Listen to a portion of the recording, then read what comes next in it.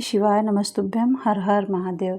जैसा कि महाराज जी अक्सर कर कथाओं में ये बताते रहते हैं कि जब भी आपका मन करे या जब भी आपका मन बहुत परेशान हो, बहुत दुखी हैं, कुछ नहीं काम बन रहा, कुछ नहीं, तब क्या करें, आप पार्थिव शिवलिंग बनाकर उसका पूजन करें। अगर आप चाहें तो अपने घर में मिट्टी ला कर के उसका बनाएं, नहीं तो जिस तरीके से हम ये आपको दिखा रहे हैं, तुलसी का गमला छोड़ के किसी भी गमले में आप पार्थिव शिवलिंग बनाइए।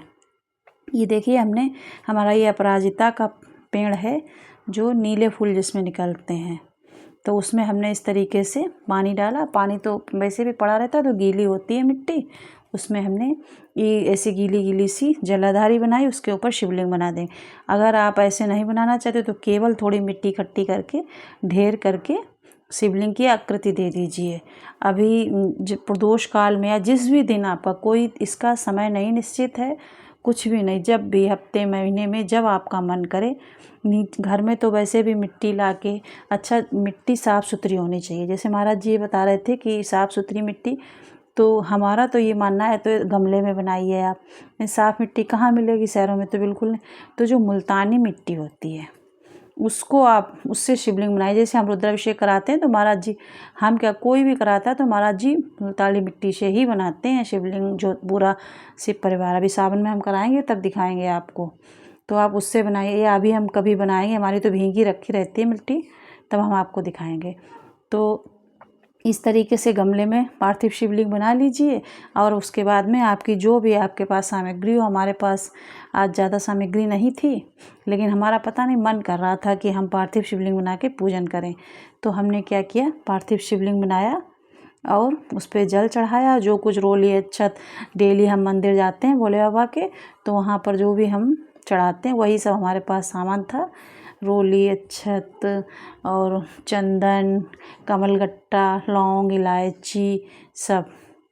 अच्छा, सावन में आप डेली, अगर आपके पास समय, जैसे तुलसा तो सबके घर में रहती, तो तुलसा जल चढ़ाने ऊपर जाते हैं, पूजा करने ऊपर ही रहती हैं सबके यहाँ, क्योंकि ज़्यादातर आजकल मकानों में धूप आती नहीं है, तो ऊपर ही रहती हैं।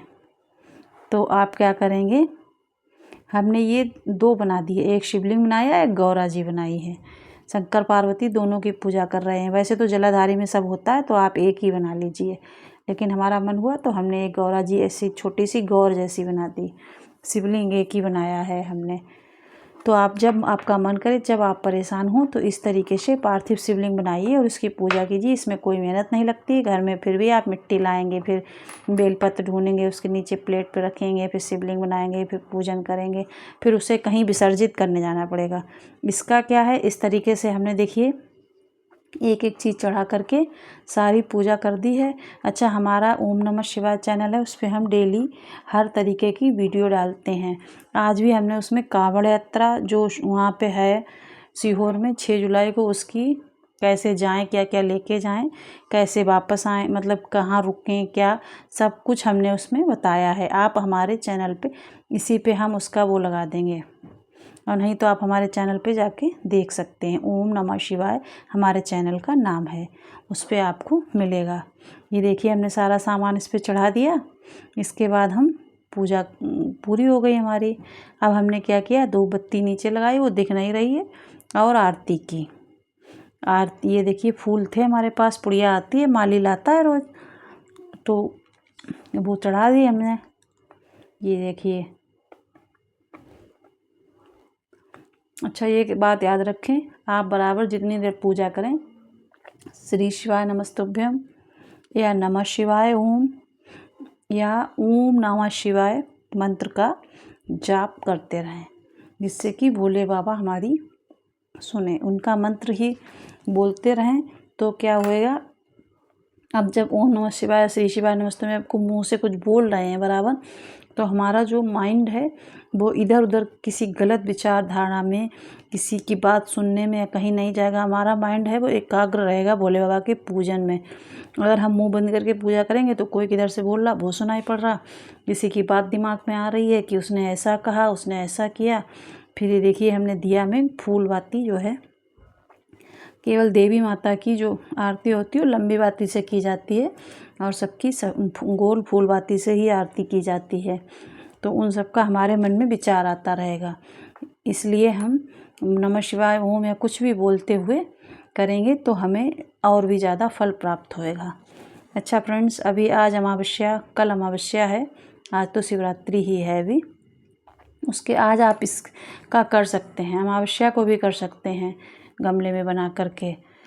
उसके बाद सावन आ रहे हैं 11 जुलाई से। सावन में भोले बाबा जो हैं वो राम भगवान के बहुत भक्त थे, राम भगवान भोले बाबा के भक्त थे। तो सावन में अगर आप रामायण का यानी कि रामचरितमानस का मास पारायण करते हैं तो आपको बहुत ही ज़्यादा फल प्राप्त होता है।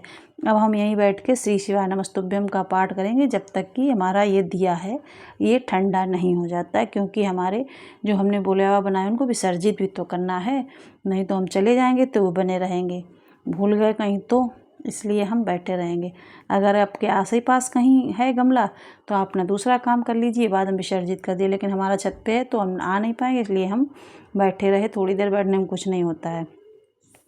तो अगर आप मास पारायण करना चाहते हैं तो कैसे किया जाए, कब किया जाए, कब से शुरू किया जाए, क्या उसका तरीका है, वो आप हमें कमेंट करके पूछिए तो हम आपको सब बताएंगे कि मास पारायण कैसे किया जाएगा। ज़्यादातर महिलाएं करेंगी अगर तो उनको फिर 5 दिन तो कम से कम पूजा हो ही नहीं पाएगी। अच्छा, मास पारायण 31 अध्याय, रामचरितमानस के 31 अध्याय हैं, तो उन अध्यायों को अगर एक अध्याय भी हम डेली करेंगे तो अगर हमारे 7 दिन छूट गया तो क्या करेंगे हम, तो वो सब हम आपको बताएंगे। ये देखिए हमारा दिया ठंडा हो गया, हमने इसी में लोटे से, और ये हमारे बाल्टी में पानी था पूरा डाल दिया, भोले बाबा पैर छू के अपनी मनोकामना कह के, और ये इसी में विसर्जित हो गए। हमारे विसर्जित भी हो गए, पूजन भी पार्थिव शिवलिंग का हो गया और सब हो गया। ये देखिए पूरा मिक्स हो गया, पता ही नहीं चल रहा है। इस तरीके से आप कीजिए। श्री शिवाय नमस्तुभ्यम। हर हर महादेव।